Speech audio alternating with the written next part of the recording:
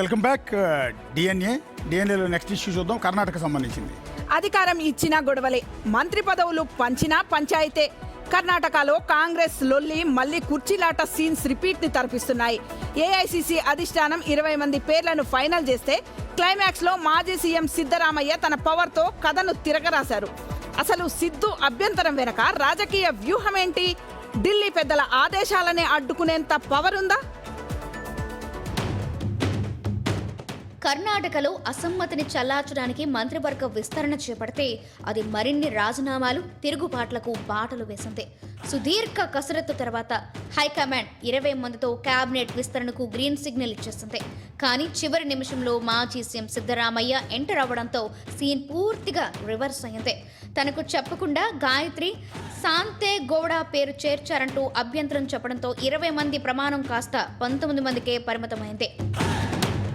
ఇది కేవలం ఒక మంత్రి పదవి వివాదం కాదు. సీఎం డీకే శివకుమార్, మాజీ సీఎం సిద్ధరామయ్య మధ్య సాగుతున్న షాడో వార్. ఢిల్లీ హైకమాండ్కు డీకే శివకుమార్ ఎంత దగ్గరైనా రాష్ట్రాన్ని, సొంత శాసనసభ పక్షాన్ని శాసించేది మాత్రం సిద్ధరామయ్యనని ఈ ఒక్క ప్రమాణ స్వీకారం నిరూపించింది.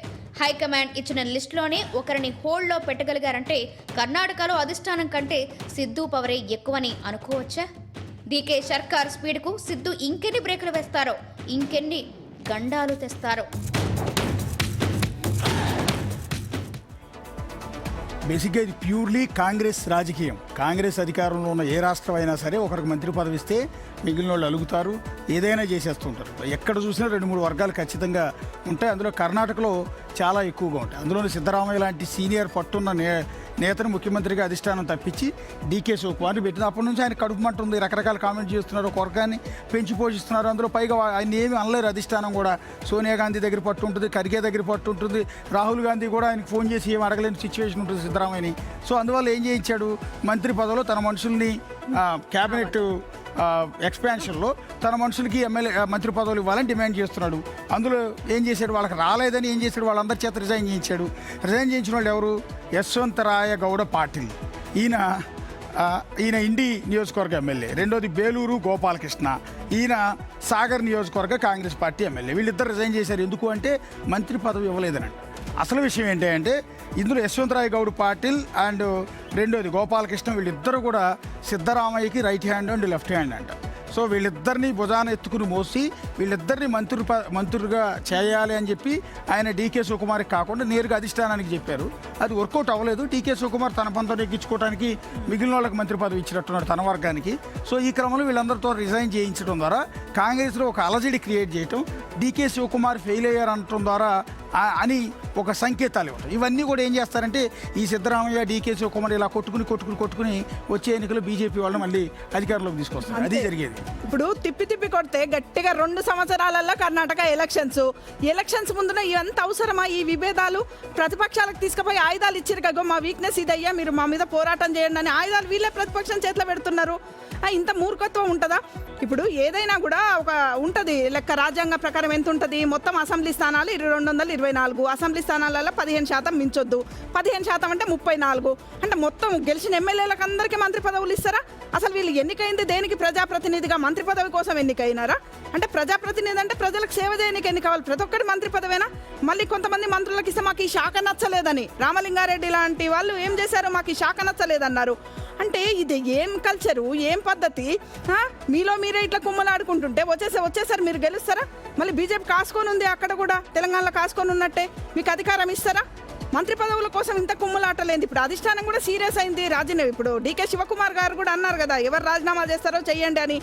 అంటే ఇంత అంతర్గత కలహాలు మంచివి కాదు. ఇంకోటి ఈ సవాళ్ళ మీద సవాళ్ళు డీకే శివకుమార్కి వేద్దామని ఇంకొకరు చూస్తున్నారు. పెద్ద కాంగ్రెస్ కురువృద్ధుడు లాంటి వాళ్ళు కర్ణాటకలో. సిద్ధరామయ్య గారికి ఒక కురువృద్ధులు, అట్లాంటి వాళ్ళు ఒక పెద్ద మనిషి తరికైనా మంచి చెడు చెప్పాలి. కానీ మీరే సవాళ్ళు విసిరి ఈయన సవాళ్ళని ఫుల్ఫిల్ చేయలేకపోతుండని నెగిటివ్ చేయడం ఏంది? ఇది మంచి పద్ధతి కాదు. కలిసి ఉంటే ముందుకు పోతారు, లేకపోతే మీకు చెక్ పెట్టడానికి బీజేపీ వస్తూనే ఉంది. కర్ణాటకలో గెలిచినప్పటి నుంచి సీఎం రేస్ గురించి జరిగేటువంటి ప్రయత్నాలు, వారిద్దరికీ జరిగినటువంటి విభేదాలు మనం చూస్తూనే ఉన్నాం. 2.5 years ఎందుకంటే నెక్స్ట్ టైం నేను సీఎంగా ఉన్నాను కాబట్టి నేను సీఎంగా ఉంటాను, ఇదే లాస్ట్ టైం అని చెప్పి సిద్ధరామయ్య మాట్లాడిన తర్వాత యాక్చువల్ డీకే శివకుమార్కి అప్పుడు సీఎంగా ఇవ్వాలి, కేంద్ర పెద్దలు మాట్లాడిన తర్వాత రాహుల్ సోనియా వీళ్ళందరూ మాట్లాడిన తర్వాత యాక్సెప్ట్ చేశారు. ఈ 2.5 years తర్వాత కూడా తన టర్మ్ తీసుకోవడానికి ఎన్ని ప్రయత్నాలు చేశారు డీకే శివకుమార్ మనందరికీ తెలిసిందే. బ్రేక్ఫాస్ట్ మీటింగ్లు అన్నారు, ఇద్దరు కలిపి మాట్లాడారు, కాదు మాకు ఎటువంటి విభేదాలు లేవని చెప్పి బయటకు వచ్చి చెప్పినప్పటికీ కూడా హైకమాండ్ దగ్గర వారి యొక్క అభిప్రాయాలు పెడుతూనే ఉన్నారు.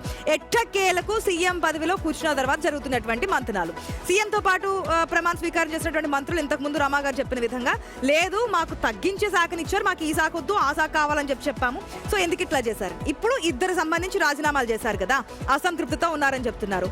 మిగతా వాళ్ళు కూడా వెళ్ళిపోండి అంటున్నారు. ఎందుకంటే 20 మంది మంత్రులుగా ఈరోజు ప్రమాణ స్వీకారం చేస్తారనుకున్నారు, లిస్ట్ కూడా ఇచ్చారు.